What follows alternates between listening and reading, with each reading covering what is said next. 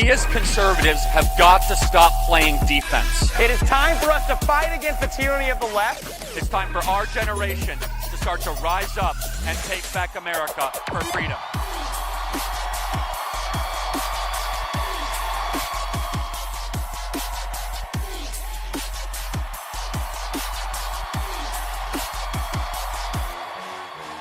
It is time that with a sense of urgency, we start to say, here's what we believe and why we believe it. Let's tell the liberal media that we are here and we are here to stay. When I see a room full of young people who get it, makes me realize we can win. There is no better country than the United States. This country is worth saving. And it is you, the young people, that are leading the revival for America. It is up to us. It is up to our generation. Keep fighting hard, and we will win. Thank you, Turning Point.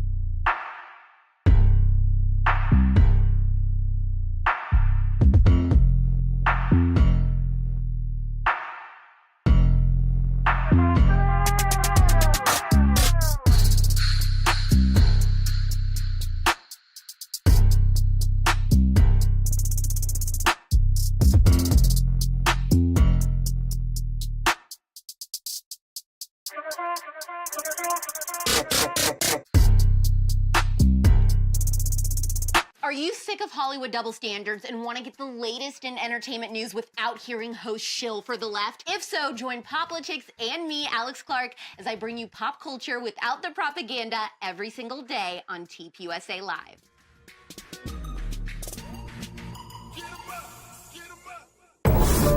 What if I told you that this has all happened before?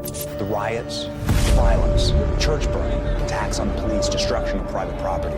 My name is Sammy Steigman. I am a Holocaust survivor. This is the reality of what happens when you have capitalism that goes to socialism. El socialismo no funciona. El socialismo no funciona.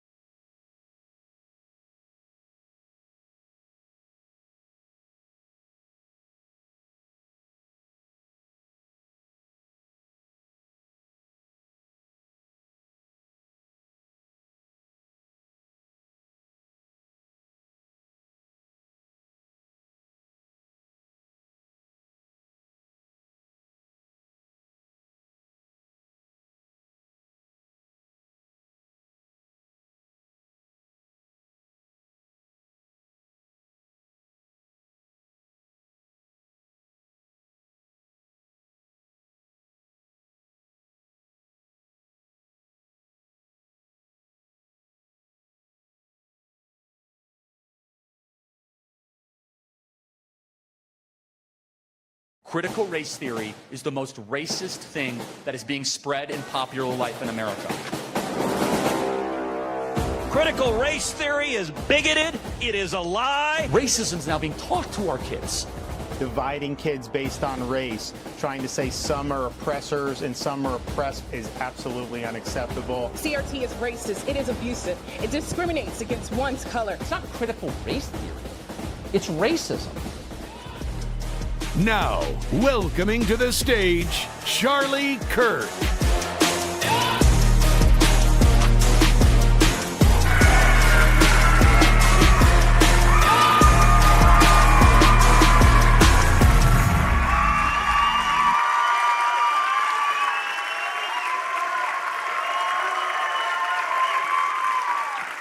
Thank you. It's great to be here. Thank you, everybody. Thank you. Thank you. We are continuing our tour here, and I'm glad to be here in Minnesota. Unlike some people who run for president, I actually get the states right as we travel. We were in Michigan yesterday, and I've been looking forward to this one for a variety of different reasons. First of all, I just love Minnesota. It's a really nice place. Please don't. Here's just some advice. Just don't totally mess up this state. It was built by wonderful Scandinavians, and it seems as if it's just being destroyed now. Rather intentionally. We're actually going to talk about that because my whole family's actually from Austin, Minnesota. Many generations back from Austin, Minnesota. Yeah. So, and also Marshallton, Iowa, so not too far from here. Grew up in Chicago, but many generations past. So we have a lot of Minnesota ties here.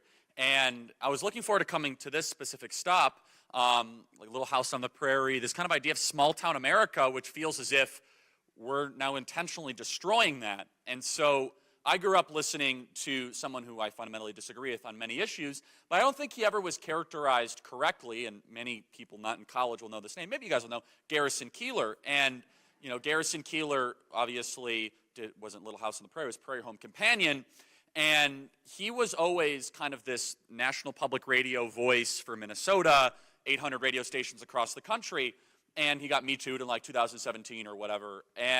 But I think that in some ways the Garrison Keillor wing of the American left is gone and dead, where his whole approach was that there's something profoundly beautiful about small town America, and that there's something special about the family. And what was that, how he opened up every broadcast or closed it? He said, we're like, the men are above, like children are above average and the women are, you know, super strong, whatever it was, kind of this like sign off that was like really kind of quaint and romantic and made you chuckle. But the whole idea of kind of the Garrison Keillor, you know, Prairie Home Companion was that maybe we shouldn't hyper corporatize our entire lifestyle and all move to cities and become childless and godless, that maybe there's something worth preserving and conserving. And he would call himself a left-winger. I never actually thought that.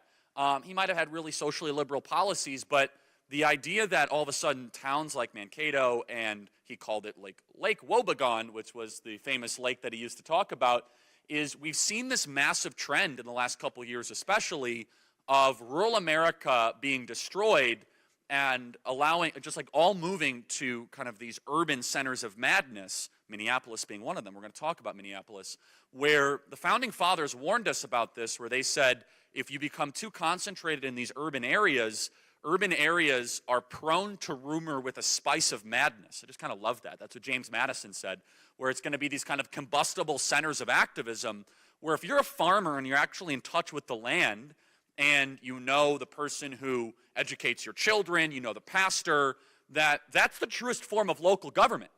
And this country was founded on thousands and tens of thousands of fictitious but actual cities like Lake Wobegon that Garrison Keillor once talked about. And so kind of coming to a place like this that doesn't quite honestly get as much attention, usually people just go to Minneapolis or wherever, was something that we really wanted to do for a variety of different reasons. But also I think it's profoundly important that we as conservatives don't overindulge in this idea of everyone move to the cities and stop having families and stop owning property. I think the trend should be the opposite, actually. I think that we should defend small town America and say that there's something profoundly beautiful about it. And so we'll talk about that, and you could tell me why I was wrong about Garrison Keillor. I'm sure he has plenty of shortcomings and failures. He was kind of a sarcastic snob in a lot of different ways. But I think he was onto something, and I think the American left has just dismissed that entire view. In fact, they have nothing but contempt for this part of the world. And so, but what I want to open up with, in addition to that, is kind of why we named our tour what it is. And some people have been, very opinionated about what they think we're talking about here. But CRT is now everywhere, whether we like it or not. It's in our schools, it's in our military, it's in our corporations, it's in our political process, critical race theory, wokeism, whatever you want to call it. It's a very simple ideology. We don't have to overthink it. If you guys want to ask questions about it, we can go into the actual intellectual roots of it. But it's this idea that somehow the systems we have in front of us in our country are systemically unjust. They're actually racist. That if you're a white person, whether you realize it or not, you're participating in this racist experiment, that you must now endlessly apologize for things you didn't do, but simply what you look like. And I could go through example, and some for example, let's just use Atlanta public schools, where they're segregating white kids in one classroom and black kids in another classroom, in a second grade classroom in Atlanta public schools. United Airlines has come out and they said they want 50% of all the new pilots that they hire to be black pilots. Now, I have no problem with black pilots, obviously, but are they now going to be prioritizing competent pilots or pilots with a certain melanin content in their skin color? Now, I know for you, I want to make sure the pilot that's hired in the plane I'm riding in actually knows what they're doing, not like check some sort of diversity quota box. I mean, you go to your doctor, you're like, hey, okay, it's not that I want to see the best doctor if I have a tumor or I have cancer. You know what? I want a diverse doctor. I mean, what's really happening here is the deterioration of competency and the elevation of diversity. So this is where it all comes home here, is that just 70 miles down the street and an hour 20 minutes north, our country profoundly changed. And this is the other reason why I wanted to come to Minnesota, because we're going to participate in all sorts of thought crimes here tonight, so buckle up. It's going to be a lot of fun, which is, thank you, which is, on May 25th, 2020, up in Minneapolis, a cell phone video changed the trajectory of our entire nation in this state. The reason why our tour is called the CRT Tour is because of George Floyd's death and the misinterpretation of that. And I'm not going to go on this endless soapbox defending Derek Chauvin. I think he's kind of not a great person. But I am also going to offer some context and some nuance about the death of George Floyd that no one dares to say out loud, which is that this guy was a scumbag. Now, does that mean he deserves to die? That's two totally different things. Of course not. But the idea that someone who had 10 times the legal limit of fentanyl, was illegally trading counterfeit currencies, was resisting arrest, and previously put a gun to a pregnant woman's stomach, who then dies, according to the first medical examination for the Hennepin County Examiner, said he died due to asphyxiation or a drug overdose. The second, the medical examination said it was due to suffocation or due to the knee on the neck, that somehow we must say, you know what? Let's profoundly restructure society. And that's what happened, is that one video in one moment of highly emotional footage that was a lot more complicated and nuanced than anyone ever wanted to admit at the moment did what? All of a sudden says, yeah, you know what? This American project's been going really well. Instead, let's put white people in one classroom, black people in another classroom. Western Washington University has come out, and they have black-only dormitories. Columbia University has come out, and they have black-only graduation ceremonies and Hispanic-only graduation ceremonies. Why? Because of one cell phone footage that happened on May 25th, 2020, right down the street. And here's why, is that we as conservatives, and what do you want to call yourself, pro-American, pro-freedom, whatever, there's this old quote that if you label me, you negate me. I'm happy to say I'm a conservative. I'll tell you why. But it's like not a woke person. I guess that's a fair categorization for most people nowadays, hopefully, is that we look at, one of the mistakes we've made is that we underemphasize the power of visual and video medium. And in that one video was everything the activists needed to revolutionize society. So you had a white man and a black man, literal knee on the neck, which before that incident even happened was kind of this incantation that they would say, that white America has a knee on black America's neck. And then in addition to that, you had someone that just wasn't a random white person, you had a police officer. And the police officer, which many of us know, represents the administration of the law. So many activists could say, see, that right there is what we've been talking over the last 30 and 40 years. And immediately, instead of acting patiently and prudently and slowing down and saying, hold on a second, is this an isolated incident? Is this happening on a daily basis? We then allowed, quite honestly, the most corrupt and disingenuous voices that any human being could possibly find around anything to completely and totally reorganize society. And this then, of course, happened with the entire summer of what they call the racial reckoning of last summer, otherwise known as Floyd-a-palooza, when we decided just to destroy our entire nation. And where it's as if, like, I'm so angry about systemic racism, I'm going to go burn down a Wendy's. Just like robbing Adidas sneakers from Mall of America is not going to bring George Floyd back, right? That's a very obvious thing. But if you dare say that, they call you a bad name, which, again, couldn't really care less. We're going to say things that are true. And so what ended up happening throughout June and July of last year, $2 billion in damages, by the way, after that specific incident, America's actually become a less pleasant and more dangerous place to live. Murders are up 30% since May of last year of what happened here in Minneapolis. I'm not sure really the status quo of not status quo, but the state of affairs of what's happening in Minneapolis, but they tried to defund the police, they slowed private security. What is kind of the latest there? I guess they're sort of half funding the police. It's a more dangerous place to live. All of you know that. If you're going down to Minneapolis, it's not the town it used to be. And so right on that corner of Chicago Street and 38th Street, where George Floyd died, all of a sudden, we as a civilization said, you know what? Our entire history of the rule of law, of the administration of such, separation of powers, checks and balances, independent judiciary, presumption of innocence, trying to put criminals off the streets, let's throw that all out. Instead, we need to reconsider and recalibrate society as we know it. And the damage is real, is what I'm here to tell you tonight. And tonight, as we do this tour, we need to stop and realize how severe and real of a mistake we have made as a country to allow it to go as far as we have for this long. That here we are in October of 2021, and every single metric you can imagine of violent crime is going up. Now, it's not necessarily going up in rural America. It's actually the very communities that they say they want to help and serve, Black and Hispanic communities, where their communities are actually becoming more dangerous, more violent, and a less safe place to live. But kind of embedded into this entire narrative is, and that's why this one video was so powerful in some ways, was that this is a caricature of what's happening every single day. That Black people are being gunned down simply because of the color of their skin. Now, this is also why the nuance around the Floyd incident was so incredibly misleading, is that Derek Chauvin actually had multiple interactions with other Black people throughout that day and did not single out George Floyd because he was Black. Did you know that George Floyd actually in the video asked to be put on the ground? That he was the one that is actually resisting arrest? And now, again, people conflate that with say, Charlie, do you think he deserves that? Of course that's not what I'm saying. Obviously, what I'm saying is you watch the video, the actual police cam video, there's back and forth going there, where he says, I can't breathe 7 times before he actually goes down onto the ground because he was actually probably already experiencing a drug overdose well before that incident actually happened.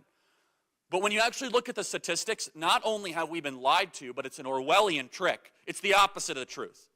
Not only are Black people not being gunned down because of the color of their skin, the opposite is indeed true. That in community after community, police officers are restraining themselves to actually police many of these communities of color. I'll go through some of these numbers, which is, you look at, so they say that they're being unarmed Blacks are being gunned down at a massive rate in America. Well, the police fatally shot 9 unarmed Blacks and 19 unarmed whites in 2019. More unarmed whites were gunned down and shot by police in 2019. In just the last 2 years, 19 and 20, 30 total unarmed Blacks were killed in 2 years, with 600 million police interactions. So you have 600 million police interactions, and you have 30 Blacks that are killed that are unarmed. Now, if you actually go into those numbers, many of them are like they were reaching for the weapon, they were in a car trying to run over a police officer, very, very nuanced. And so you're trying to tell me that we should completely restructure civil society for maybe 10 or 12 incidents in a country of 335 million people with 600 million police interactions. So in 2018, there were 7,407 Black homicide victims. Assuming a comparable number of victims last year, those 9 unarmed Black victims of police shootings represent 0.1% of all Blacks killed in 2019. Yeah, that's the emphasis of the entire conversation in that question. And in 2018, you actually look at crime statistics, blacks made up 53% of known homicide offenders in the United States and commit 60% of robberies, even though blacks are 13% of the population. So committing far more crimes than the percentage of the population are. Now, if you dare say these things, you will lose your job, you get kicked out of class. Guess what? I couldn't care less, because things that are true need to be said. That if you are afraid to read off crime statistics as they are, and there's a big conflation that sometimes happens. The major reason why the black community unfortunately gets into a cycle of crime and violence is because they're missing the most important ingredient that BLM refuses to talk about: strong men in the household, putting fathers back into the household. And instead, they want to talk about a war on police and systemic laws that are written incorrectly, or whatever they might be saying. And so you have in Chicago today, Kim Foxx, who is a kind of like the perfect example of what happens when critical race theory gets implemented into law.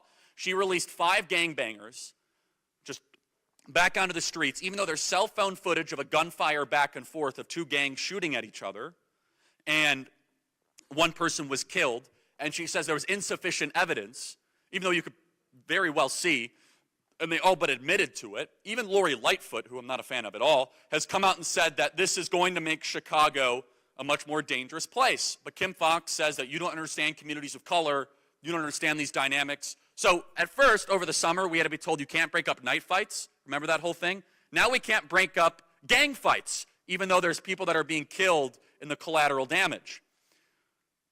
There are about 1,000 fatal police shootings every single year out of 385 million police interactions. Being a police officer is a hard job. There are bad cops. Of course there are bad cops. There are also bad teachers. There's bad of everything. Is the general police officer waking up trying to oppress people? Absolutely not. In fact, a general police officer wants to keep their community safe, wants to look after their fellow citizen and their fellow countrymen, and the assault on police officers is intentional, because police officers are what stands within this fixation on destroying the rule of law as we know it in America. We're seeing this happen, where we have now had 400,000 people that have illegally crossed into the southern border in the last 60 days. Where the people that burned down Minneapolis, a majority of the people that did that actual violence, that destroyed the small businesses in the black community, many of whom will never be tried for the crimes that they committed in Minneapolis during last summer. But if you dare walk into the U.S. Capitol building and take a selfie, they'll put you in solitary confinement and lock you away indefinitely. So it's not that we have the destruction of the rule of law, it's anarcho-tyranny. It's anarchy. If you do something that fits a certain subset of the regime, you can do whatever you want. But if you cross the line, then all of a sudden what? Merrick Garland, Attorney General of the United States, came out yesterday and said that we are going to use the FBI, Department of Homeland Security, to identify the threats, the harassment, and the violence, of which I've seen none, happening at school board meetings across the country. This is now a priority of the federal government of the United States, saying that if you're a mom showing up worrying about pornographic content being taught to your kids, or worrying about critical race theory being taught to your 8-year-old, now the federal government says, not so fast. We might monitor your communications. We might track your social media activity. And so, make no mistake, there is a clampdown on certain behavior if you dare disagree with a certain subset of ideas. And this whole kind of idea of critical race theory is a betrayal of the Western idea of the rule of law, which is this a very simple idea. We used to teach this in our schools, which is that all human beings deserve dignity.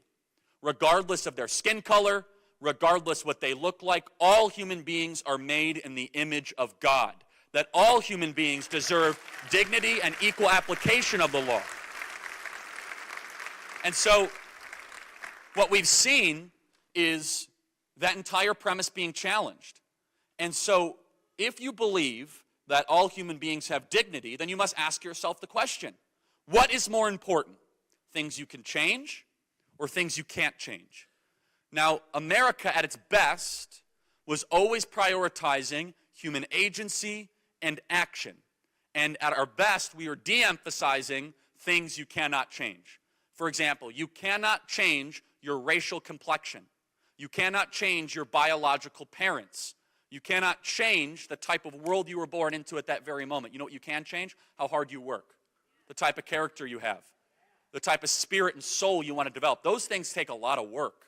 So America at its best would prioritize your own human action, not what tribe you're from, not who your parents were, not what sort of ethnic group you might be part of. Now, this is very obvious stuff, right? This is, all of you are saying, yeah, of course, that's true.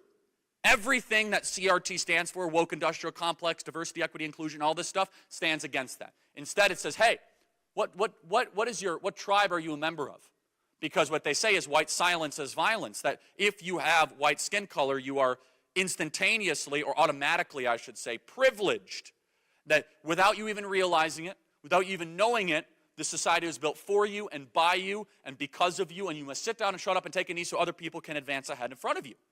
That is then de-emphasizing your own human action, how hard you can work, the type of person you can be, the development of your soul, the improvement of your relationship with your Creator, very basic Western ideas. And instead, it's elevating tribal politics and saying, you know what's the most important thing? Not human agency, not choice, not whether or not you make good decisions or not praxeology, which is a Greek, it comes from the word praxis, where we get the word practice from, which means the repetition of good choices that improve one's soul towards the good. No. Instead, it's let's just be super sloppy and lazy. Let's put the people that look like this over here, the people that look like that over there, to try to right the wrong of generations and societies past. And what's so disappointing about this entire thing is how many people that I thought would stand against it are going for it. Now, let me be very clear. This ideology, albeit sinister, albeit all these different things that I've gone through, I do not think a majority of Americans deep down agree with this. I don't. I think that there is a majority consensus that organizing people by skin color, by prioritizing not your actions, not your choices, not your deeds, but your ancestry and your tribe, I think most Americans generally reject that. What I do think, though, is most Americans don't know how to push back against this. They're afraid of the cost associated with it, which is, you're a racist, sit down and shut up, which is a real thing, by the way.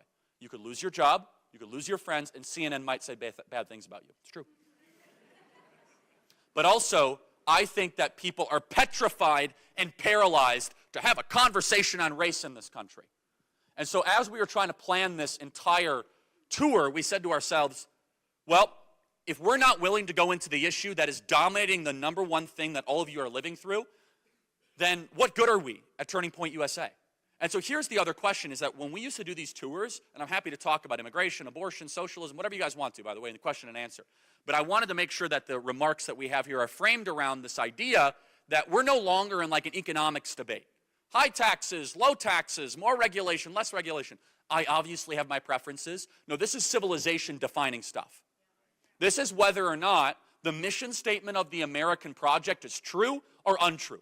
Are all men created equal, true or untrue? That's the question in front of us. Are all people made in the image of God? Is skin color a necessary prerequisite to organize society?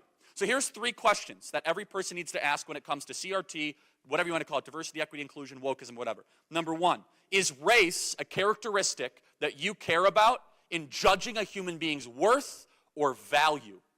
The answer should be absolutely not.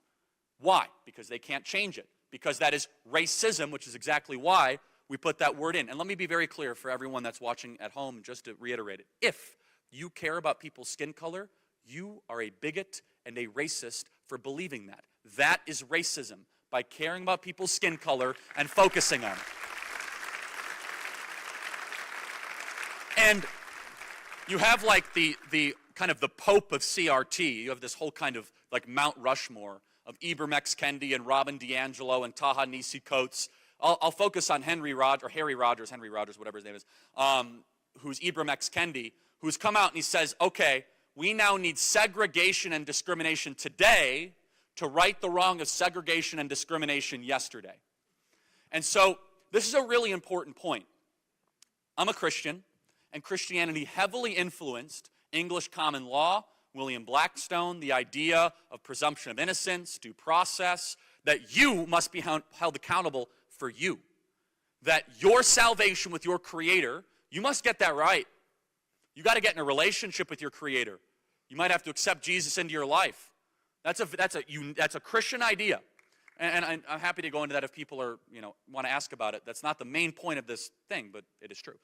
Which is no matter how hard your parents try, they can't save you for you. That you must be accountable for your own actions. Why is this important? Because Ibram X. Kendi believes that we must now hold you accountable because you look like people that did something wrong 150 years ago. Because you were related to them. Because you come from that bloodline. It is a breakdown of the Western promise, which is it doesn't matter where you come from. Show me what you got. That's why we are always the envy of the world. You want to go live in a caste system, go to India. It matters a lot who your parents are.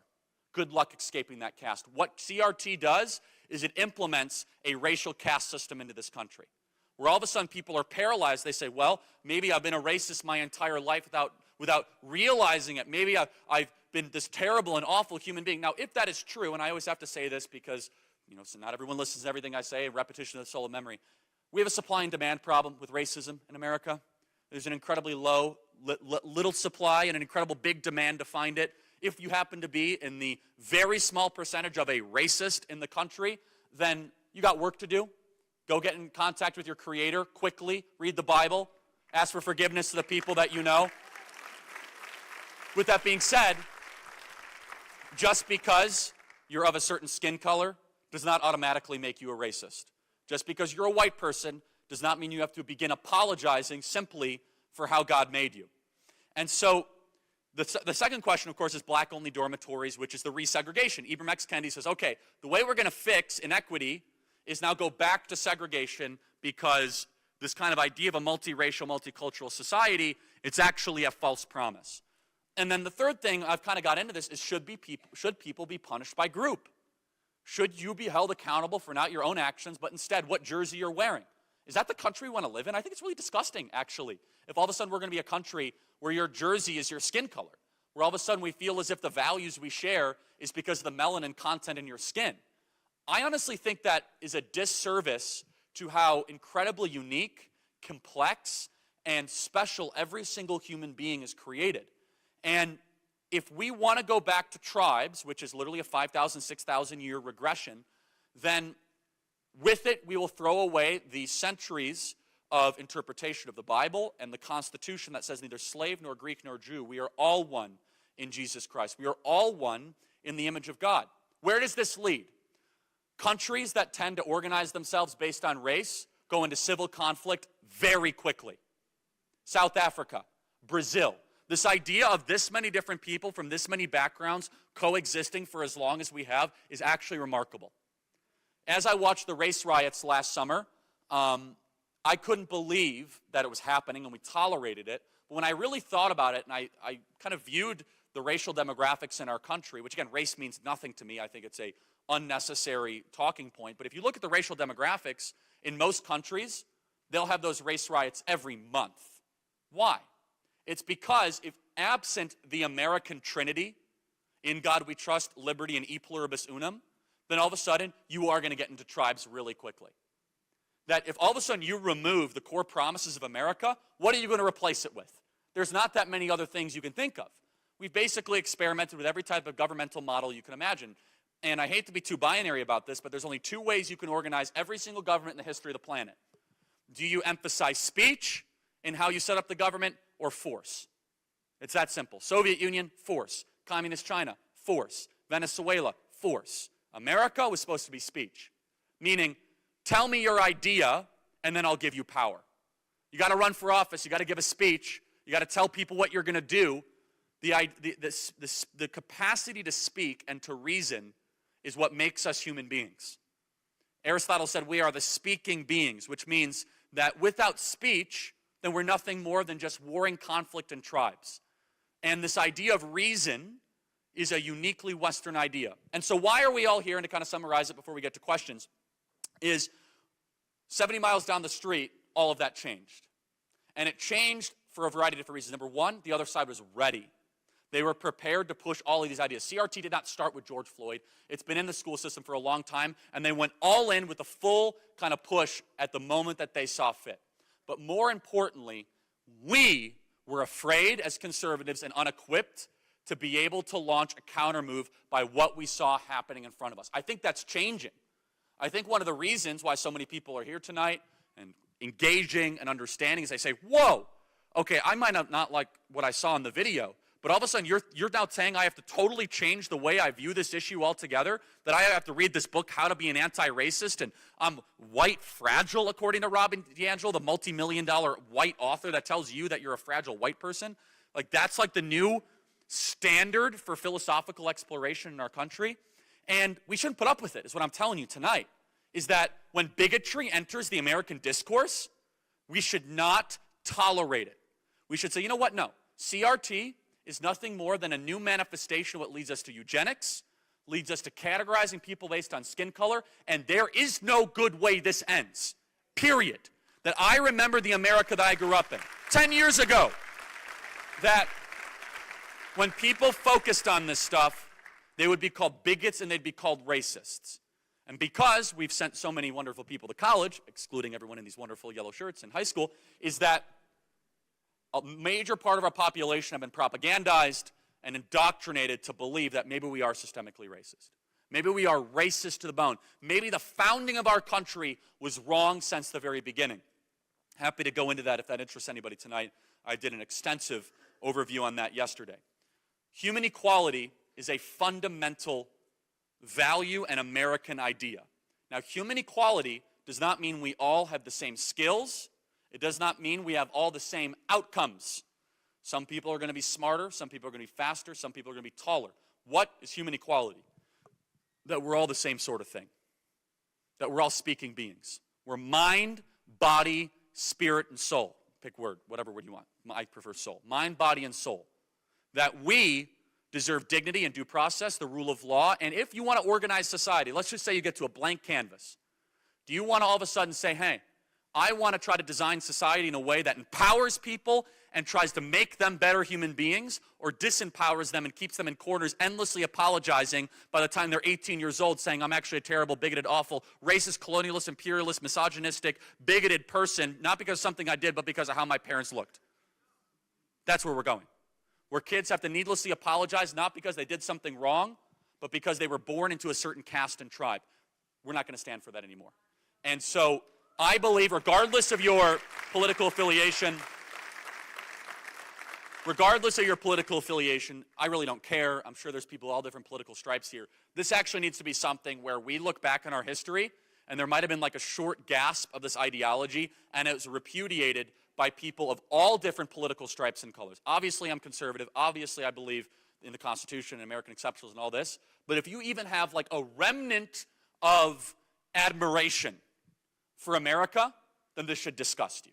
Don't try to all of a sudden get in your right, left side and be like, oh, this is too much of a right-wing critique of CRT. Like, what did I exactly say in the last 20 minutes besides like all human beings are made in the image of God, human equality, speech is good, and we should treat people based on what they do, not what they look like, is exactly a right-wing critique of American society. The fact that anyone might even think that all of a sudden goes to show the exact reason why this is being implemented, which is this, which is power is most effectively assumed when tribes are at war. If we're getting along and we're living in harmony, there'll obviously always be some form of conflict. We're not trying to look at each other's skin color. What's your white privilege card? And do a privilege walk and all this. All of a sudden, the people in charge, they actually aren't given as big of a license to dominate and control your life. A country that respects each other, understanding the mind, body, and soul relationship, and kids, that is a preference, all of a sudden makes tyrants far less powerful. Aristotle had this beautiful thing in the 5th book of the Politics where he said, tyrants aim to make citizens unfamiliar to one another. They try to create distance between neighbors. They try to make countrymen distrustful of the people near them. Tyrants try to sow discord, chaos, and confusion. And when that happens, they're able to sweep into total control of a nation. Now, that was 2,500 years ago that he wrote that. It's just as true as it is today. People say, how do we stop tyranny? How do we stop the power grab? Happy to go through all of that. But their gateway to making you live in a Huxleyan or Orwellian nightmare is to have every single person screaming about skin color all day long, worrying as if that thing actually matters, while they plunder our society, destroy the American middle class, lie to us on television, force vaccines on our children, keep us masked up and obedient. They keep our borders wide open, but they want you distracted with this smokescreen grenade that they've thrown at us as if the most important thing is something you can't change. Don't take the bait. We're here tonight to say, okay, we can have our differences on every sort of issue. You know where I stand on all of them. Happy to go through it. But if we want this American civilization to continue, which is a gift from God, it is a gift from God that we get to live in this country, then we must reject and repudiate this insidious ideology. Okay, let's do some questions, everybody, and we're about to have some fun. So, you can line up here for some questions, and don't be shy, and we'll stay until they kick me out. And so, I also want to thank our amazing Turning Point USA students. Give it up for them. They did an amazing job, help organize this. It's phenomenal. Question line's over there. We'll get that going. And I also want to just say, for all of you guys watching on the live stream, these events are so hard to plan, and all of you to understand with the virus measures, the lockdown stuff, navigating these things. Obviously, our preference would be doing this on campus, but the entrepreneurship, the adaptation, the ability to kind of change on their feet. I've been so proud of our Turning Point USA students and staff not to take campuses saying, oh, we're not doing events. And like, we very well could have not done this. These issues and these ideas and the people we're impacting is far too important to all of a sudden take some administrator trying to shut us down as a reason not to do our tour. So I just want to say it's an amazing thing. Okay. All right, we'll go to the first question. I always say this, if you disagree, you're allowed to cut in line. And if someone says something outrageous, don't laugh at them, don't mock them, don't ridicule them. This is obviously a conservative audience, so if a liberal's speaking, give them the respect that they never give to us to allow their ideas to be spread, okay?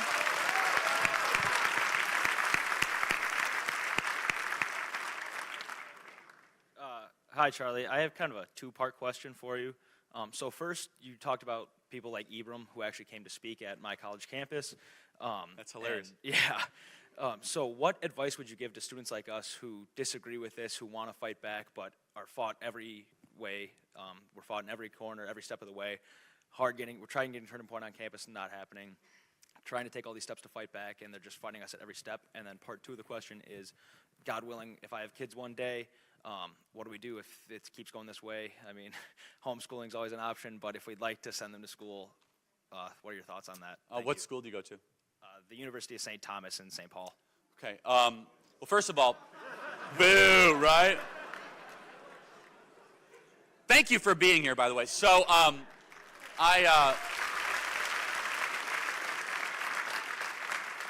want to just, I want to open up by first saying, I don't have any easy answers when you experience opposition. For the young people in the room, raise your hand if you've been treated differently or graded differently because of your political affiliation or your ideas. Yeah, basically, every single young person's hand goes up.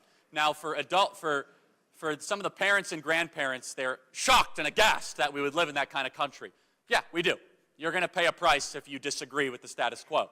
The best thing you can do is you have to make a decision and you have to make a choice of whether or not this sort of endeavor, which will come with opposition, it will come with backlash, it will come with mockery and ridicule against you, is worth it. Here's the two things I can promise every single Turning Point USA student. Well, first, you're going to all pay a price. No one likes hearing that, right? You're all going to lose friends, but you'll make new ones. You're all going to get kicked out of fraternities and sororities. Who cares about that stuff anyway? Your grades will be different. I don't really think grades matter that much, but maybe they do to you. But whatever. I think character matters. I would rather have courageous C students than weak A students. And so, I'm not saying you can't be both. I'm not saying you can't be a courageous A student, but if I was forced to choose, okay? But here's the thing I can promise you. And I can tell you're frustrated, you're getting your teeth kicked in. You get to be something that most people in America wish you could be. The same person in public that you are in private. You do not have to pretend to be somebody that you're not. So you do not have to leave your apartment and go put on a camouflage and a disguise and go be like a woke person when you go to, go to work. No, you'd be like, oh, this is what I believe and why I believe it. Don't want to hire me? Fine, I'll figure it out. If you want to call me these names, fine, I'll figure it out. You act that way, you take almost all their power away. We have given them this kind of societal and cultural power by allowing them to all of a sudden tell us what is socially acceptable, to allow us to what sort of ideas are. And I'm not saying it's easy, because there's somebody in this audience right now that I know is getting a pit in their stomach, like, man, Charlie, it's easy for you to say, I'm a nurse at a hospital, I'm about to be fired because I'm getting forced to get a vaccine. If I dare say anything, I will tyrannically and autocratically be fired almost instantaneously. Easy for you to get up on stage and say that. It's not easy for me to say it. It's hard because I know the significance of the words that I'm saying. I know that there will be a price and a consequence. We do not do hopium at Turning Point USA. You know what that is? Hopeful things, opium, feels good. It's actually really bad for you. A lot of people will go on tour and they'll say this: just stand for your beliefs and your life will get infinitely better instantaneously. That's garbage. That's lying to you. No, it actually might be really awful for the first 6 months, first year, 2 years. But you'll become stronger. You'll develop the metaphorical muscles that deal with this. A year from now, 2 years from now, 3 years from now, they won't be able to take anything from you. You will be a properly sold individual, which is what? Free. You'll be free. Free from what they can call you, free from what they can throw at you. And so, heck yeah, man, you're gonna get all sorts of different backlash and ridicule. Don't give up. Handle yourself correctly, respectfully. Understand the position of others. Don't give them a reason to try to cancel you or silence you. Do not do things for the sake of provoking.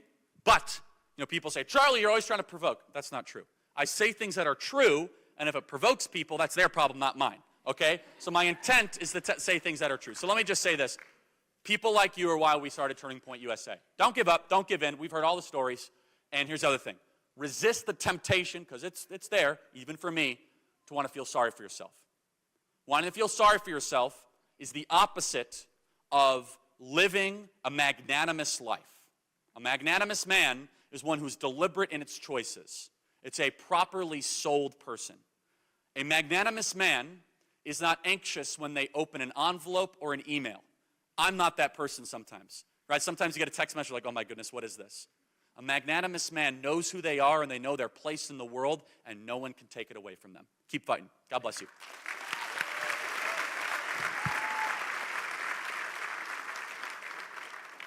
Hi, Charlie. Oh, sorry. Yeah. Hi, Charlie. So I listened close to your speech. It was very good. All right, so it was a very detailed speech. I basically had a two-part question for you. After listening to your speech, I wondered, did you think that slavery and ensuing Jim Crow laws had a lasting impact on the black community in the United States? Some, and that's a good question. So if you correlate all the impact of Jim Crow and slavery, I would say that you could generously say 26% single motherhood in the black community in the 1960s. So about 26% of all black babies born in the 1950s and 1960s were born to a single mother. Now it's 77%. So I would ask you, why did it jump 50 points, 50%, since the Civil Rights Act as America got significantly less racist? So that's fine. I don't know why it jumped. Who cares? But well, it wasn't slavery or Jim Crow. It was something else. So the only lasting impact that slavery had on the U.S. was that less black families had fathers. No, not necessarily. But have you ever known anyone that's owned a slave? No, but I know a few presidents who did. You know them personally? So you know anyone that was ever a slave? Well, no, because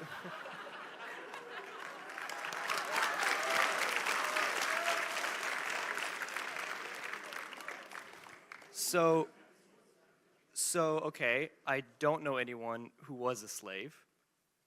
So it had no impact? No, it had some impact. The question is, did it have an impact that is measurable and significant enough now in 2021, where we saw a key metric that influenced the livelihood of the black community, like single motherhood rate, that as America got less racist, all of a sudden now 77% of black babies are born without a father, where before it was 26%.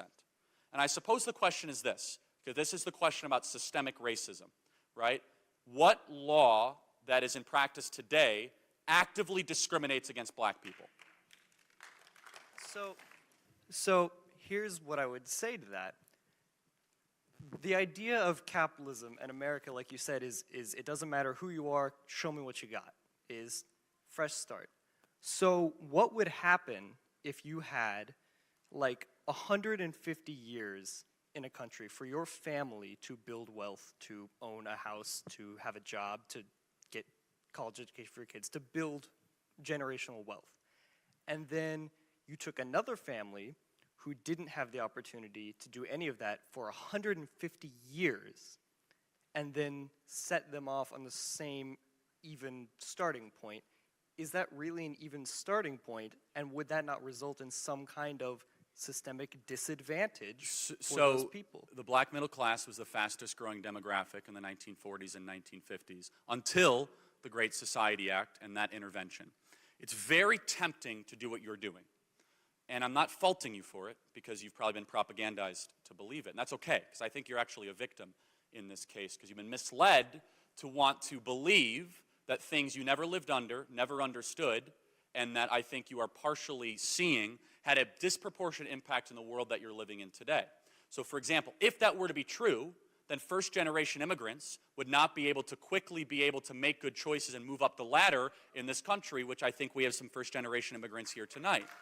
Now, let me say this, that this idea that America is systemically racist to the core would also be quickly debunked by the fact that more blacks have legally immigrated to America since the 1980s than ever were here brought as slaves. Over 2 million blacks from the Caribbean and from Nigeria and from Western Africa have come here to America.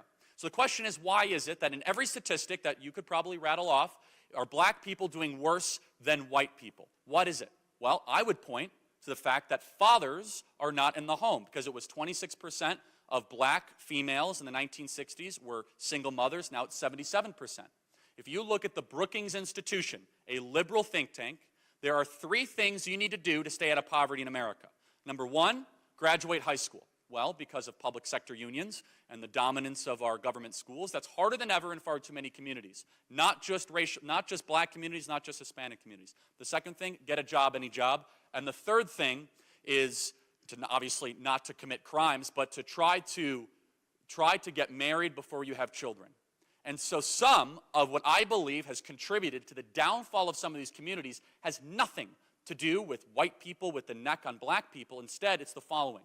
Fathers no longer being in the home, the rise of sexual anarchy that came in post-1960s liberalism that removed this idea of sex being confined to a marital relationship, to be gratuitous and everywhere. All of a sudden you've seen an increase in not just the birth rate, but the single motherhood rate and abortion alongside of it. I would just ask this question, I'm just curious.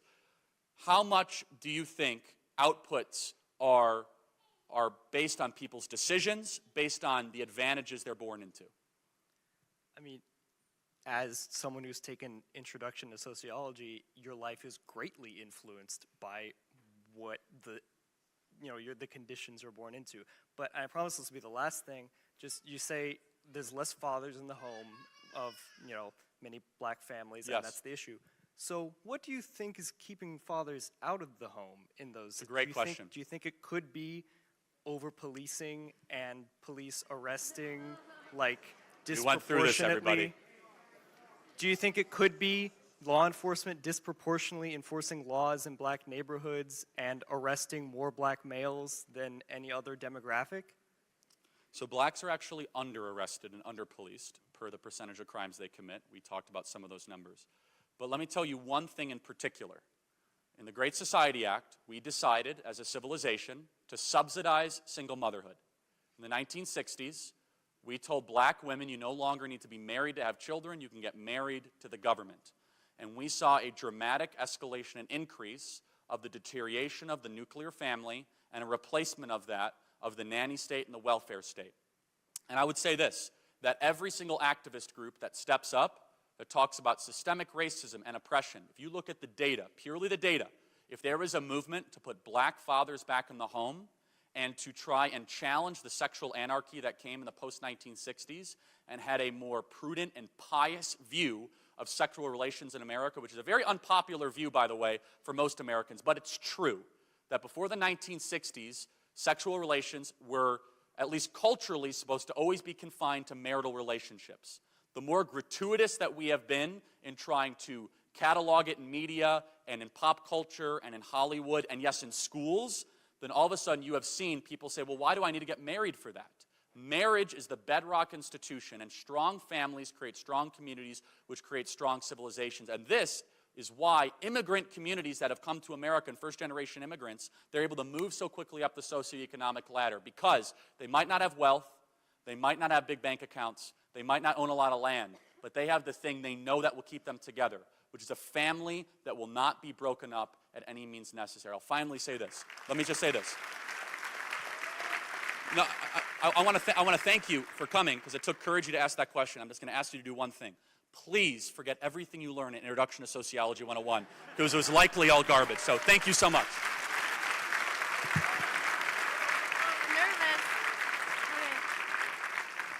If anyone disagrees, feel free to hop in line and, you know. Okay.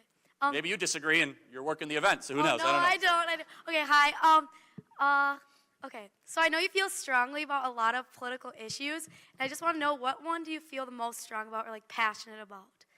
Most strongly about? Like, that you just, like, most gets you passionate? fired up. Yeah. Yeah, I mean, there's a lot, but if you really want to get me animated,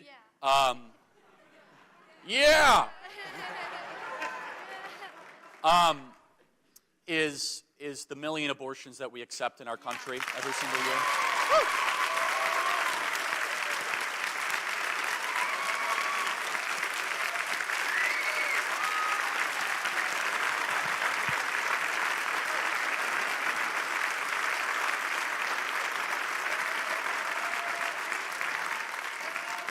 So that one definitely gets us all animated. If you can't get basic things right, then I don't expect us to start to get the more complicated things correct. Life begins at conception. It shouldn't be hard to say that. I will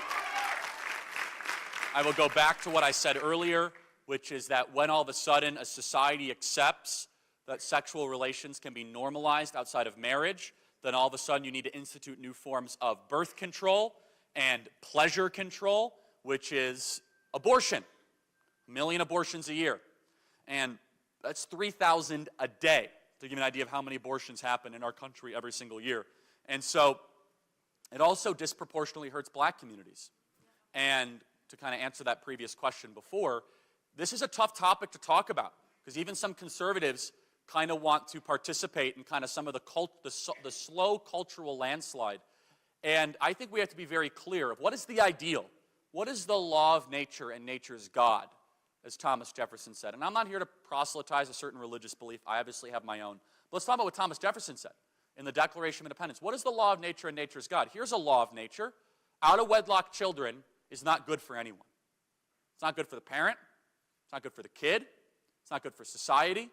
It's not good for the civilization. It's not good for the future of the country. That there is an ideal. That the ideal should be a man and a woman raising that child, pouring into them. That a daughter needs to see the type of woman she wants to become.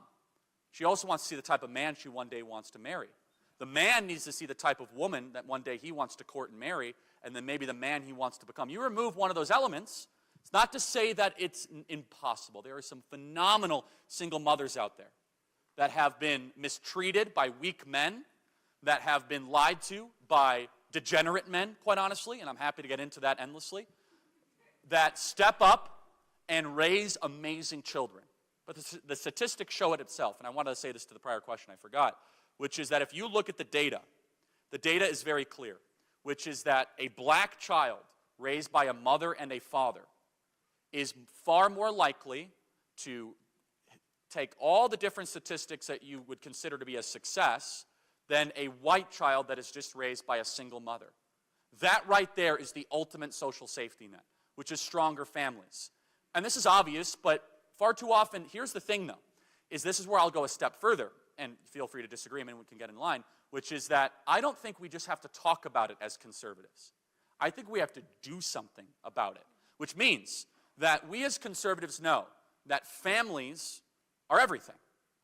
But far too often we as conservatives say that, we're like, okay, now go make good choices. I say, wow, why don't we try to calibrate laws that actually try to defend families and make it easier to have children in our country, to make it easier. And now some conservatives get really nervous. They're like, I don't know, because that's government intrusion into it. Look, we're living in, unfortunately, a phase where government's intruding into everything. I don't like it. I wish we had limited government. I wish we were living in a society where everyone was able to police their own ideas and their own actions through the pursuit of virtue. But I've said very clearly that if we do not turn the corner on Americans having more children, then their civilization is over. You know what the number one reason why young couples do not have children is? Number one reason, too expensive. It's unacceptable. We have to start to think to ourselves, if you can't have children, then what good is corporate profits and building new weird buildings in downtown Minneapolis, and what good is that? I want an America where 5, 6, 7, 8, 9 kids per family starts to have a resurgence. I think the wealthiest people in America is not Jeff Bezos. It's the people that have large families. They are the wealthiest people in America. They really are. And that's an ideal. And I will say this. And I'm going to get booed off stage. I won't get booed off stage. Too many young women make an ideal of a soulless corporate career when deep down they actually want to start a family. Don't prolong it. Go find someone responsible and go have a lot of kids. Thank you. Yeah, thank you.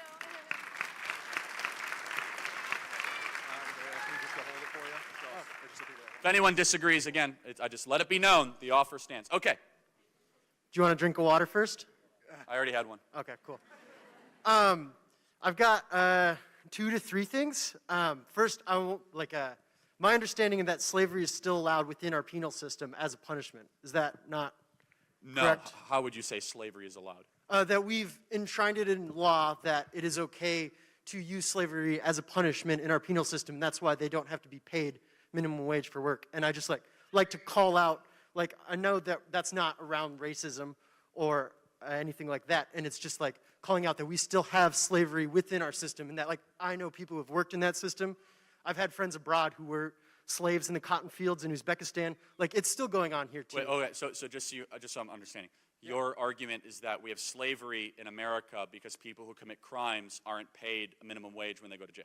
Correct, and I'm not saying that that's wrong. I'm just saying that still is slavery. No, that's not slavery, okay? Why is that not slavery? Well, first of all, many of the prisoners actually want those jobs because they get a chance to actually build some income and get out of the cell and have a decent life. And here's the thing. I'm not really big into the prisoner sympathy thing, okay? You commit a crime and you go to jail, you're a rapist, you're an arsonist, you're a murderer, you're a money embezzler, and all of a sudden you get a chance to put together packages. You should be thanking us, okay? Enough of the swan song of feel sorry for me because I burned down buildings or whatever it is.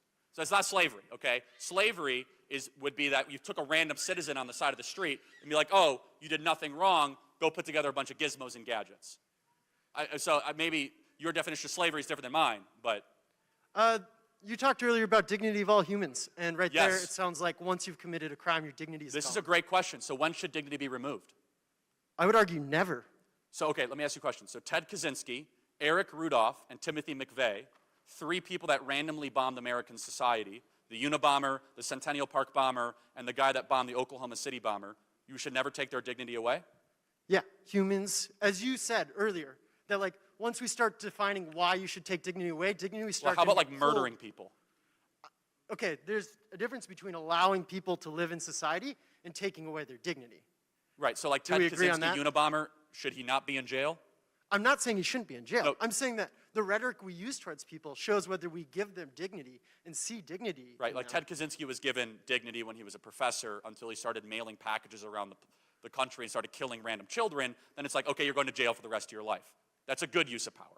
So, Charlie, when should people stop giving you dignity if you're going to have lines? Because I'm not the Unabomber.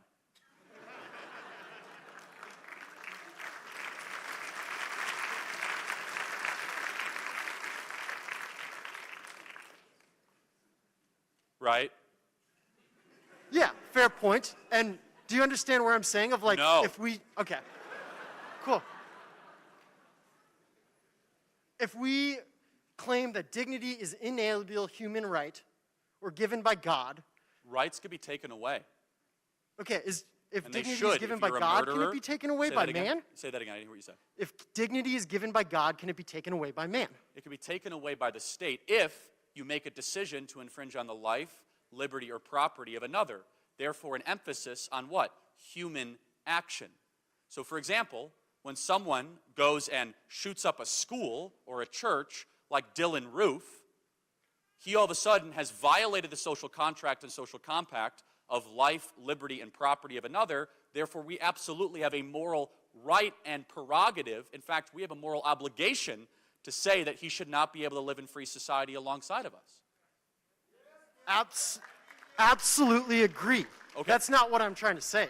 What I'm trying to say is that we should still treat these humans with dignity, even when they are not allowed to be a part of society. I mean, again, you're not going to convince me that Dylan Roof or the Unabomber are in some sort of vast need after they decided to take the life of innocent people. Is that the argument? They made a decision to take the life of another. At that point, the social contract has been violated, and we should, in fact, we have to use state power to take them out of the free and decent society. I'm still not disagreeing with that. What I'm disagreeing with is how we use rhetoric in our thought patterns to view other humans, and we start to objectify them. This is a good question. Like Okay. going to, can I? I yeah. understand where you're getting, but let me ask you a question. Oh, can I just finish real quick? Yeah, fine. Just like Nietzsche, not Nietzsche? that I agree with everything. he Nietzsche? says. Yeah, I'm sorry. I'm really bad Yeah, with it's German. okay. So which book are you quoting that you learned in your intro to philosophy It's just 101? the famous quote. Yeah, Beyond Good and Evil, you know, which one is it? Beware when fighting monsters, for you yourself become Beyond a Good and monster. When you gaze into the abyss gaze back. And I hear a lot of rhetoric of tribalism. I hear a lot of undignifying of humans and objectifying of humans because of the wrongs that they've committed, which is, yeah, like, I agree, they committed wrongs. And, like, how do we get beyond this tribalism, get beyond this undignifying of humans from what they do? How about this? Stop committing crimes and start improving your own character and your conduct, and then all of a sudden, I think society will start to figure it out. I guess my question is this, which is, you're worried about thought patterns and speech patterns. We right now, in our country, have thousands of people that have committed first-degree murder. They decided to take the dignity and the life of another human being. Excuse me while I don't dedicate parts of my speech for people that decided to kill people in cold blood. Right?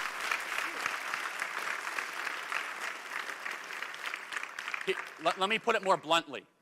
People lose any sort of compassion from the state or society, or any sort of what you would consider to be the same freedom you enjoy when you start to take the life of another. Let me ask you just one final question about this, which is, you say we shouldn't dehumanize people. What happens when people stop to be human? Like Adolf Hitler. You think we should give him dignity? I think we shouldn't stoop to the level we're trying to stop. Okay. Well, let me finish one thing. I just want to highlight how incredibly dumb that statement was, because let me be very clear. The rule of law and the enforcement of it is a sword that needs to be used blindly, prudently, and with wisdom. But make no mistake, to say that, well, for example, we don't like people that take the life of another, therefore we should not take life of somebody else, it violates the American idea of justice, which is that you take the life and liberty of another, you're going to pay a price for that. And I encourage you to expand. We're going to get to the next question. Expand beyond Nietzsche. Just learn how to pronounce it, Nietzsche. You know, German guy that was right about some things and wrong about a lot. And maybe just read a little bit of Aristotle and Aquinas and Augustine, maybe a little Plato. Then maybe you'll expand it a little bit. Thank you for your question. Thanks for being here tonight.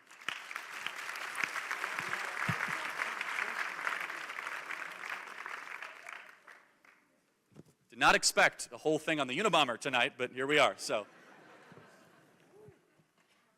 Hi, Charlie. Thanks for being here. You just mentioned pretty early on, pretty briefly, about how a lot of the struggle with conservatives is that we don't have the same place in visual media that the left does. I'm a media production major, specifically film, and so it's kind of disheartening to see the way that profession has been taken over by the left, and how kind of a lot of doors seem shut for people who want to use that medium to spread pro-American messages. So I'm just wondering, what has to happen for conservatives to carve out their place in visual media? Yeah, so first of all, this is a great question. And my wife and I were just talking about this, actually. The way that we view art is all wrong. I love art. I just don't like postmodern art, obviously. It's garbage.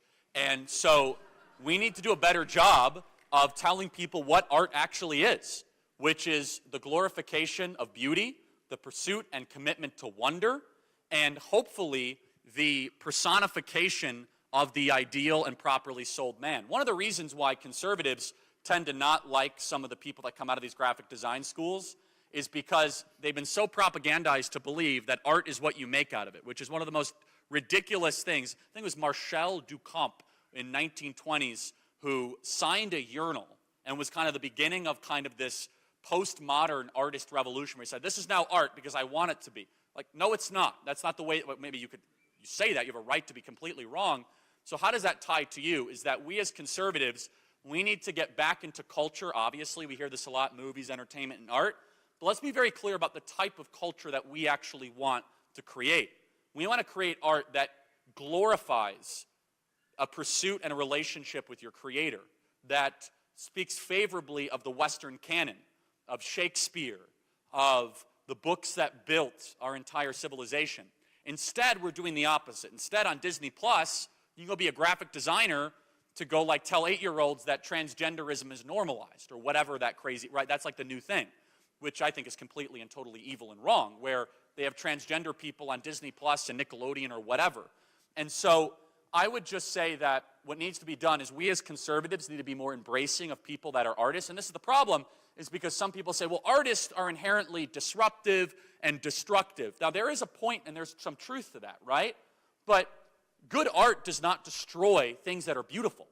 It does the opposite. Good art portrays things that are beautiful in a way that has not been done before. And so this is the whole idea of architecture, right? Don't get me started on architecture in America, which is mostly garbage, right? It's mostly utilitarian. You want to know the best example of American architecture going, now go look at a Dollar General. It looks like something out of a Soviet commissar in the 1970s, right? Like no windows, total box, built solely and strictly for the purpose of buying crap from China. Like that's what a Dollar General is for, right? And instead, we used to build buildings to have some sort of transcendent connection. So there's two very basic things that you should know about architecture. Number one, the circle is the perfect shape because there is no beginning, there is no end. It's an infinite symbol in its core. Number two, all buildings should point upwards because they point upwards towards transcendent order or to God. Very simple. Most European medieval architecture, Gothic architecture embodies this. People are really afraid to talk about this topic. I don't know why, because they kind of loop it into some sort of, like, you're a terrible person because you're talking about architecture. No, I want to live in a society that is aesthetically pleasant and beautiful. Now, to answer your question, which was totally unrelated to that, which is, which is if you're going to get into the graphic arts and all of this, we need to do a better job as conservatives to embrace content creators and create those people. At the other side, if you have a passion for that, please try to form yourself into trying to glorify the good and to pursue the wonderful, not trying to disrupt things that work and be like, oh, this is a piece of art because it's like a Campbell soup can that has like been poured over, which is like some of the stuff in the, you guys ever see that video on YouTube where they had like the orange juice spill and they pretended it was a piece of art and people came by and took pictures of it? It's like they could be, like it really wasn't, but they persuaded themselves that it was, is that art should glorify the good, not destroy the ideal. So thank you so much. Thanks, Charlie.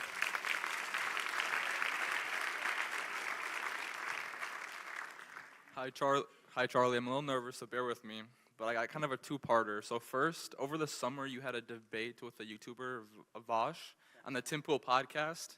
And you guys had a conversation about critical race theory in school and what the purpose of education should be. And if I remember correctly, you said something along the lines of the purpose of education should be to kind of breed gratefulness for being in an awesome, amazing country. Could you elaborate on that? Yeah, that's a great question, and thank you for asking it. So education comes from a Latin word, which means to lead forth. It literally comes out of Socrates' allegory of the cave, well, Plato's allegory of the cave, as told by Socrates, of leading forth out of darkness into light. So there's this debate right now of what is education, right? Should education be kind of a buffet line where you present students with all the different options and they kind of choose for themselves?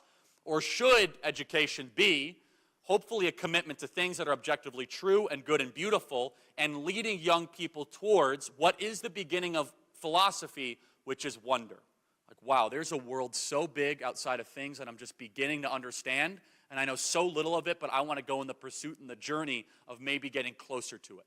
So those are two different types of definitions, right? So one form of an educational definition is, you know what? We are going to try to sample every single ideology and kids and students choose for themselves. I think that's a mistake. Now, the downside is if you get really, really bad teachers, all of a sudden they're going to use that and they're going to be like, oh, well, we know Marxism is better than that, so at least we'd prefer the buffet line over serving, bread lines of the equivalent of Marxism. Whereas in its ideal, though, in the classical sense, people that are teachers, people that want to lead forth, they need to be willing to make absolute objective claims in three categories: in ethics, in metaphysics, and in politics. That's not political parties, but in certain political systems. And so the correct and the ideal view of education should be that. Is it? It's so far from that, it's hard to believe. Anyone here classically educated? You kind of know what I believe here? Yeah. And you would know that it's not actually imposing those ideas. It's teaching the fundamentals of Greek, of Latin, and Hebrew, reading ancient and great books, and getting closer towards that hopeful end conclusion of a better citizen. And so people say, Charlie, what does a properly educated man look like? A magnanimous man. Someone that has character. Now, character comes from a Greek word which means imprint or tattoo. It's etched within you. A properly sold man with character is like the Grand Canyon, where good luck undoing that. Good luck trying to change that. That's what education should be. A properly sold man is like the Grand Canyon. You look at it, you're impressed. No matter how much rain, storm, or opposition happens, that stays in put. In fact, education is like the opposite of it. It's like a plate of spaghetti. It changes as you want to. There's no form of it. Does that answer your question, or does that beg another one? Kind of, because I just feel like, can you make this a little closer? Yeah. Because I feel like, I do agree with some of the things you said about education should be about objective truth and things like that, although I don't think necessarily ethics has like an objective morality to it all the time. But the root of your argument with Vash was kind of, he was saying how you were arguing that the purpose of school shouldn't to breed like mini activists. That is true. So from that, I kind of get the idea of a whitewashing history a little bit in order to not like breed activism, when in reality I don't think education should like ascribe a morality to our country. It should kind of just be like you said, objective truth, history, and then they kind of will make out of it what they got. Yeah, so I would never support whitewashing anything, obviously. I think that if you fairly and read the founders as they are, you'll realize these were incredible men, that they were born into a world that they did not create, that by the time that they were exiting the world, slavery was on its way out, that the first ever anti-slavery convention was hosted by Benjamin Franklin in Philadelphia in 1775. I could go on and on and on. But I think a proper view of history using original texts, actual quotes, and going into the actual context of the time, I think actually creates a sense of pride and a sense of gratitude for living in that nation. So happy to dive into that further. I don't think we're going to explore that much more because I know we're low on time. But I'll say this final thing, is that this is where we'll have clarity but not agreement on this one issue. I believe there is an objective ethical code. I believe that there is an objective ethical code of how we treat people that are less powerful than us, of a proper way to organize society, of what the highest form of existence for a human being should be. I think one of the great roadmaps, in addition to the Bible, which is the greatest roadmap, but one of the roadmaps that isn't taught is Aristotle's ethics, of what does a properly sold man look like? Courage, contemplation, justice, friendship, all these things that need to be wrestled with and asked the question about. I think that if we say that there's no such thing as objective morality, then we're in nothing more than a power dynamic, which some people in control of our country actually believe. But thank you so much for being here tonight. Appreciate it. Good evening, Mr. Kirk. How are you? Great. Great. Just want to say thank you for coming first. And to those of you who disagreed with Charlie, thank you very much for coming. It's very admirable.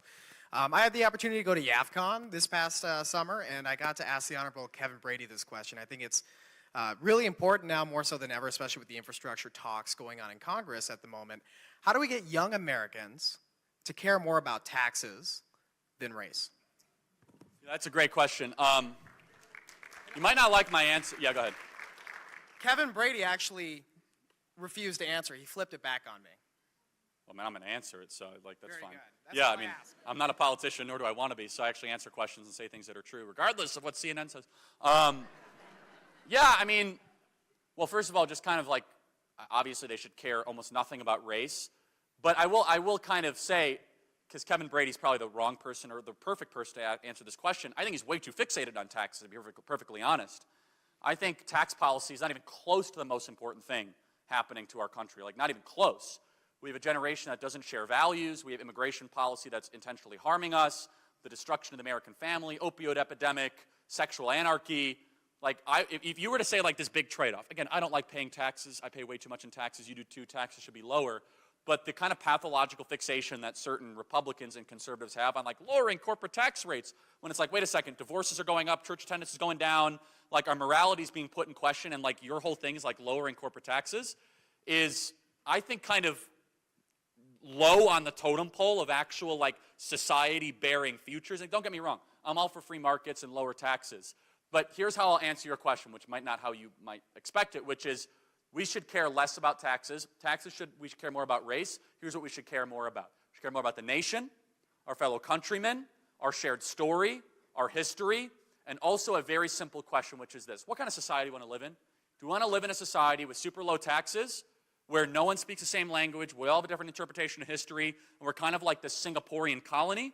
Or do you want to live in a country where all of a sudden families are getting back together, children are starting to be had again, where all of a sudden we are turning the corner away from some of the slippage morally I think we're having in our country, hopefully with immigration that prioritizes our fellow countrymen. Do you have a short follow-up? Nope. Okay. Thank you for that question, though. Appreciate it. So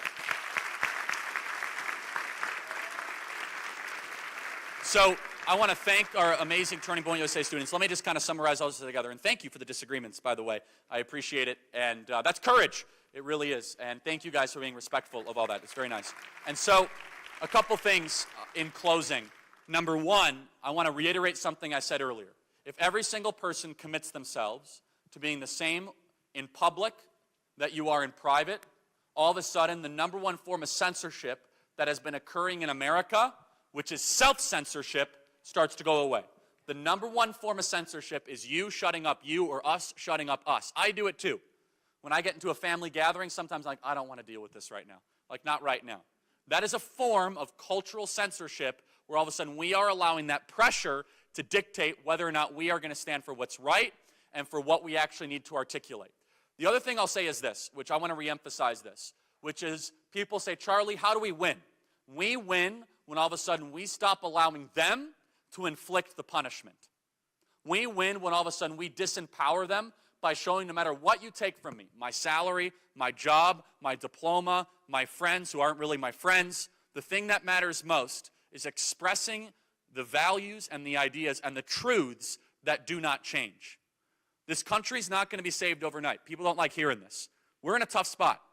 They control a lot. From Harvard to the New York Times to Google to Facebook, was like the weirdest 24-hour news cycle of Facebook I've ever seen, but whatever, to so many other different things. The question is this. The question is, will people that still believe in the same American story, believe the Constitution is the greatest political document ever written, that believe natural rights are given to you by God, that believe in life, liberty, pursuit of happiness, the laws of nature and nature is God, and believe in the promise of the Declaration that when in the course of human events it becomes necessary for one people to dissolve the political bands with another, that the separate equal stations are given to you by and it continues by saying the laws of nature and nature is God. This is a very important question because we are now on that civilizational brink right now of whether we're going to go the direction that they want us to go, tribal warfare, tearing at each other's throats, or we could recommit ourselves, and it starts with this generation.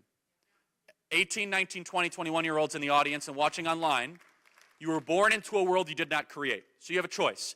You could do the AOC thing, where you complain about everything, you march in the streets and say, my parents are a bunch of idiots, and, give me a bunch of stuff.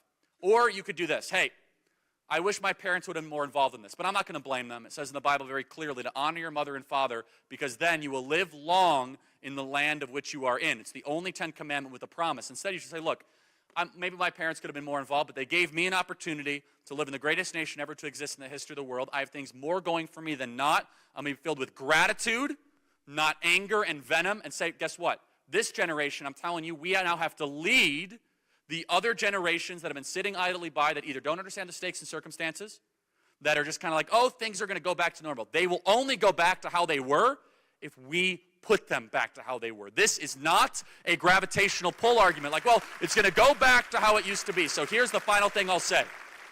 When we do that, when we no longer allow them to inflict punishment on us, when we stand together as one and we offer a source of not just compassion, but also a source of catching people when they fall. Someone gets fired from their job, you support them because of their political beliefs, whatever it might be. Then all of a sudden, how do we win? We win with each person believing what you do actually matters. We win when all of a sudden we rise up and we dedicate ourselves to not caring about what other people say about us, but what is true objectively and the things that do not change. This country is a beautiful gift from God, everybody. And it's an honor to be here in this state alongside all of you. I want you to vision cast 10, 20, 30 years from now. I want to say the front page of the New York Times say the following. Sudden and shocking right turn happened post-COVID-19 pandemic when Generation Z and millennials rose up against CRT for freedom and the Constitution. I want to see that headline. I know you do too. We're going to win if we rise up. God bless you guys. Thanks so much for having us tonight.